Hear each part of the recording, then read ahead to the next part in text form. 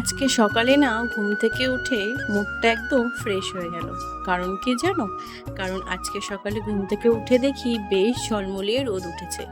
কয়েকটা দিন টানা বৃষ্টি হয়ে আজকে সকালে রোদ উঠেছে দেখে মনটা কিন্তু সত্যিই খুব ভালো হয়ে গেল। তাই আর দেরি না করে তাড়াতাড়ি করে ঘরের জানালাগুলো খুলে দিলাম, আর জানালাটা দিয়ে এত সুন্দর আলো আসছিল না, সত্যি মনটা খুব ভালো লাগছিল। কয়েকটা দিন বৃষ্টির জন্য তো সেইভাবে আর ঘরের জানালা খোলা হয়নি, তো আজকে সব জানালা খুলে দিলাম, বেশ কিন্তু ভালো লাগছিল। তো রোদ উঠেছে বলে আমি কিন্তু বালিশগুলো একটু ছাদে মেলে দিয়ে আসলাম, কারণ একভাবে বর্ষা হলে না দেখবে যেন একটা স্যাঁতস্যাঁতে ভাব যেন থেকেই যায়। তো তাই জন্য কিন্তু বালিশগুলো একটু রোদ্দুরে দিয়ে আসলাম। তো তারপরে ঘরে এসে কিন্তু বিছানাপত্র খুব সুন্দর করে একটু গুছিয়ে নিয়ে তারপরে কিন্তু বাসি ঘরটা আমি এখানে একটু ঝাড় দিয়ে নেব। আর আজকে সকালে যেহেতু রান্না নেই, তো তার জন্য কিন্তু অত আমার চিন্তাও ছিল না মাথায়। তো যাই হোক, ঘরটা ঝাড় দেওয়ার পরে তারপরে কিন্তু ছেলেকে খাইয়ে রেডি করে ওকে স্কুলে দিয়ে এসে তারপরে আমার বাকি যে কাজগুলো ছিল সেগুলো কিন্তু এবার আস্তে আস্তে সেরে নেব। তো তারপরে কিন্তু দেখো আমি এখানে কিন্তু ঘরটা একটু মুছে নিচ্ছি। আর জানো তো, প্রত্যেক দিন ঘর মুছতে মুছতে এমন একটা অভ্যাস হয়ে গেছে যে একদিনও ঘর না মুছলে যেন ভালো লাগে না। আর বুঝতেই তো পারছো, আমাদের বাচ্চা কাচ্চার ঘর প্রত্যেক দিন কিন্তু ঘরটা একটু পরিষ্কার পরিচ্ছন্ন রাখতেই হয়। তো এদিকে তো ঘরটা মোছা হয়ে গেল। তো তারপরে কিন্তু স্নান সেরে চলে গেছিলাম আমি ছাদে জামা কাপড় মেলতে।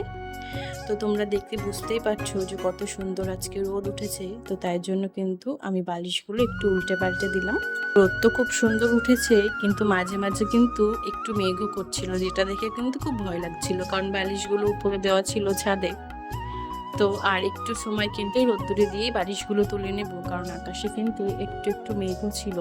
আর কেমন হাওয়া দিচ্ছে সেটা তো তোমরা দেখতেই পাচ্ছ।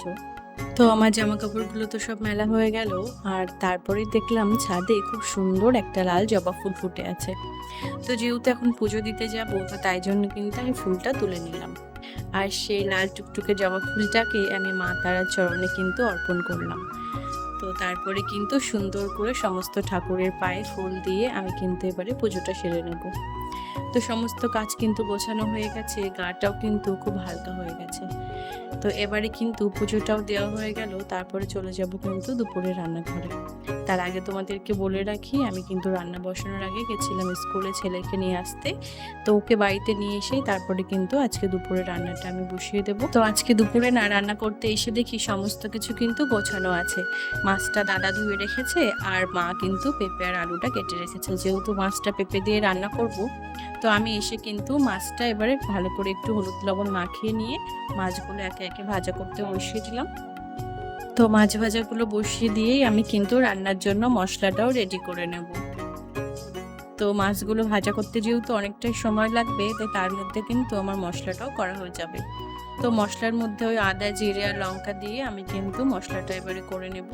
আর এদিকে দেখো, প্রথমে যে মাছগুলো আমি ভাজা করতে বসিয়েছিলাম সেই মাছগুলো কিন্তু ভাজা করা হয়ে গেছে। সেই মাছগুলো তুলে নিয়ে আরও কয়েকটা মাছ কিন্তু ভাজা করার বাকি ছিল, সেই মাছগুলো কিন্তু আমি ভাজা করতে বসিয়ে দিলাম।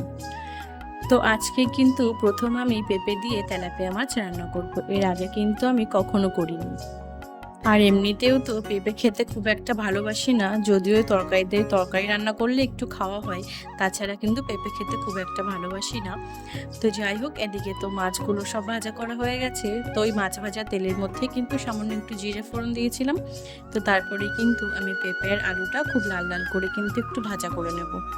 তো খুব ভালোভাবেই কিন্তু একটু লাল লাল করে আমি পেঁপেটা ভাজা করে নিয়েছি। তো তারপরে যে মশলাটা করে রেখেছিলাম সেই মশলাটা দিয়ে দিলাম। তো মশলাটা দেওয়ার পরে তো পরিমাণ মতো হলুদ আর লবণ দিয়ে দিলাম। তো খুব ভালোভাবে কিন্তু মশলার সাথে পেঁপে আর আলুটা আমি কষিয়ে নেব। তো খুব ভালোভাবে কষানো হয়ে গেলে তারপরে কিন্তু আমি পরিমাণ মতো একটু জল দিয়ে দিলাম। তো জলটা দেওয়ার পরে এবারে কিন্তু কিছুক্ষণের জন্য আমি একটু ঢাকা দিয়ে দেবো।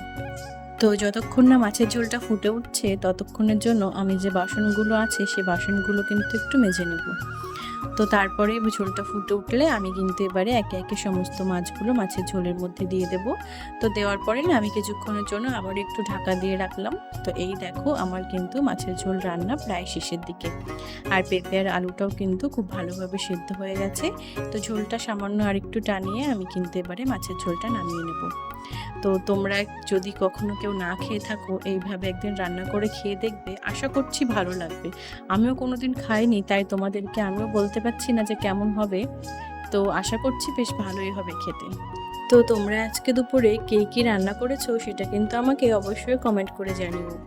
আর তোমরা কে কোথা থেকে আমার ভিডিও দেখছো সেটাও কিন্তু আমাকে জানিও, তাহলে না আমার খুব ভালো লাগবে।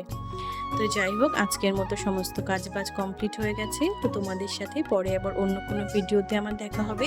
তোমরা সবাই ভালো থেকো, সুস্থ থেকো, টাটা।